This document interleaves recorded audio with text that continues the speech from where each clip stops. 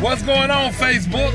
It's your boy Marh. Going live right now, man. Just sit over waiting for my wife, but I just wanted to do some Hemp Chronicles today. I know a lot has gone on since the last time I did some Hemp Chronicles. Actually, not a lot since the last time I was on the farm. But I just wanted to answer any questions anybody had today about what we doing with SunJoin, because I know a lot of people got a lot of questions about SunJoin. People been hitting me up about it. Do me a favor, everybody who's watching this, share this to your normal channels. Throw it in the SunJoin Hemp group, throw it in the Coindle. I just wanted to catch up with everybody, let everybody kind of give a update on the journey. Let me give you a little update on the Hemp Chronicles. So everybody remembers from the beginning of probably around February is when I got my license for Kentucky as a handler.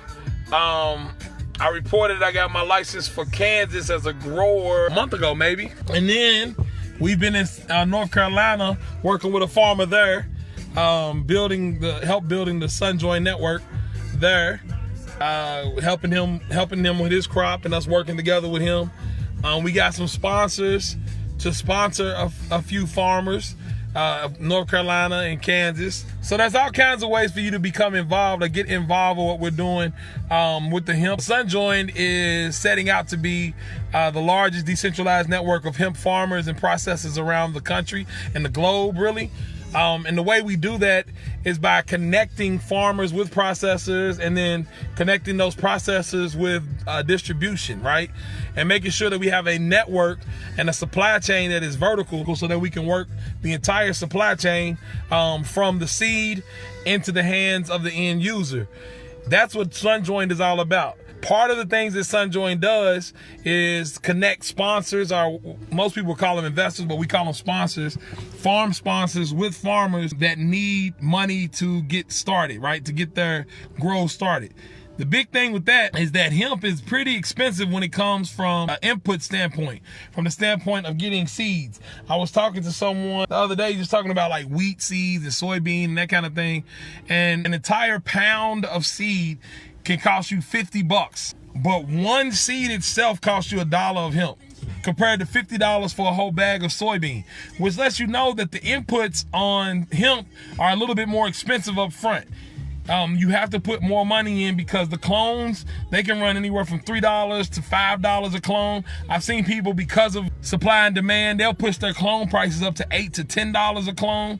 So you're talking about pretty expensive just to even get an acre in the ground. And when you're talking about an acre, you might be talking about 1,800 to 2,500 plants per acre. So 1 acre of hemp might cost you anywhere from $2,000 up to what, $16,000 if you're getting $8 a seed, right, for 2,000 plants. So you have to realize, like, hemp at the beginning is a little bit more cost prohibitive, especially for farmers that are used to getting farm loans and those kind of things, because some banks still aren't lending farmers money for hemp because there's no insurance really on the hemp just yet.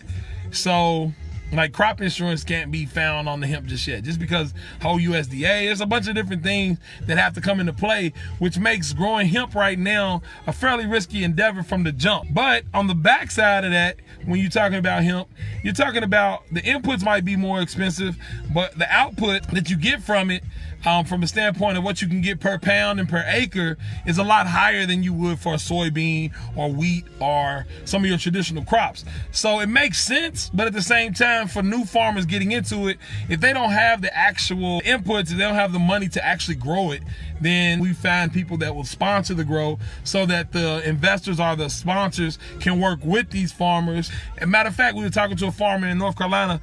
He's been farming for he said 1972, so what's that? 47 years. He said he's been farming consistently. That's the only job he's had for 47 years. And we're teaching him stuff on hemp. SunJoin, first of all, connects the sponsors to the farmers. The farmers produce biomass or plant materials that are needed. And then they take those to the processors. Then the processor processes those into end products, be they oil, hempcrete, fiber for clothing.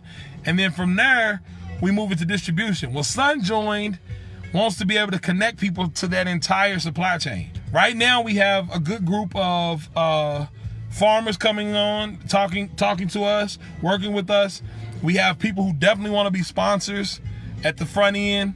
So we have those people who have come on. So right now, even in SunJoin's infancy, SunJoin's only been around since February the 28th, I believe. We have sponsors already. We have farmers already. We're talking to processors right now. And then on the backside, of course, we got a lot of people who said they want to help us move this weight. SunJoin's whole entire motto is together we're better, period. If we all work together in SunJoin, and at every step along the way, those people who are making end products, those people who are processing and creating the things so that people can make end products, for the people that are farming, that are actually creating the plant material or cultivating the plant material, and then for those people who sponsor the farmers at the front, if we all work together in that supply chain, everyone can win. SunJoin is providing us consultants right now to allow and help people learn how to grow this hemp. The people who work with SunJoin as consultants, that are working for SunJoin as consultants, they are people who have grown hemp in the past, or grown the cousin. Whenever I say the cousin, y'all know I'm talking about Mary Jane, marijuana, or they've also farmed in the past. So these are people who understand how to do that, and they teach that to the new farmers, the farmers that have been farmers for 47 years in some regards, to show them how to do hemp.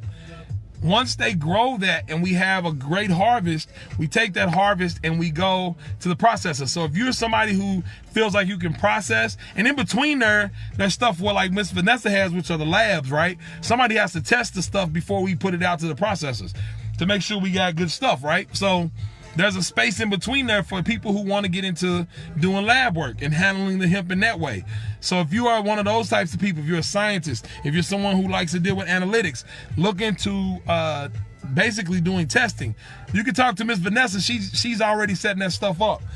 Then from there, it goes to the processor. If you are somebody who wants to separate the herd from the fiber, which the fiber is the outside skin, I would always say, of the plant, almost like the bark of it, and then the herd is the inside woody core. If you know somebody who wants to do that, if you're somebody who can do that and wants to sell those materials and be a processor, then you should invest your money into that, and you can become a processor within the same network, right? If you're somebody who doesn't have any of those types of skills, or even if you want to process oil, if you want to do CO2 extraction or some type of butane extraction and take the actual materials and get down to their essential oils, right? You can do that as well. But if you're not one of those type of people who are technically savvy like that, at the end of the day, you can literally just distribute, because CBD is really a great product for baby boomers.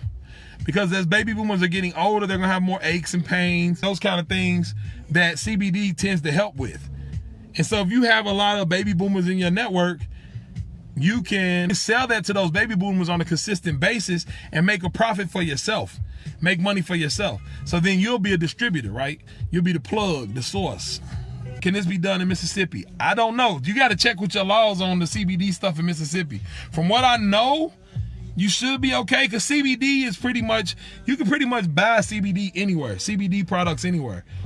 The whole idea is to make sure that the CBD products that we put out there, that we get into the hands of our distributors, is some of the best CBD product, period. There are companies that are working right now to put together all types of stuff to help out other people in the SunJoin network. You have your own company in the network. These farmers have their own company, right? But they all are still a part of the network and connect. And as we build the network, the power is in the network of each one of us being connected. What about clothing manufacturing? We have literally had a person reach out to us asking for some of our fiber so that they can start making clothing. I'm not gonna give too much of their plan out, I should say, but she is going to be killing it. Do you have a state license? I have a license in Kentucky, have a license in Kansas. Have you heard about the federal license? There is no federal license. They have basically said hemp federally is all good, and they leave it on the states to make programs that you have to be within, right? So I have a license in Kentucky as a handler and a processor, and I have a license in Kansas as a grower, which pretty much opens you up to do whatever you need to. Listen, anybody who's on here who wants to become a distributor or wants me to contact them when we get everything rolling out from the distribution side, because what I'll be doing is this summer, I'll be working more on that distribution list, and making sure that everybody gets trained, they understand. Because if you have never run a business before, we'll teach you how to set your LLC up, the whole nine. Like, we just trying to help people get going.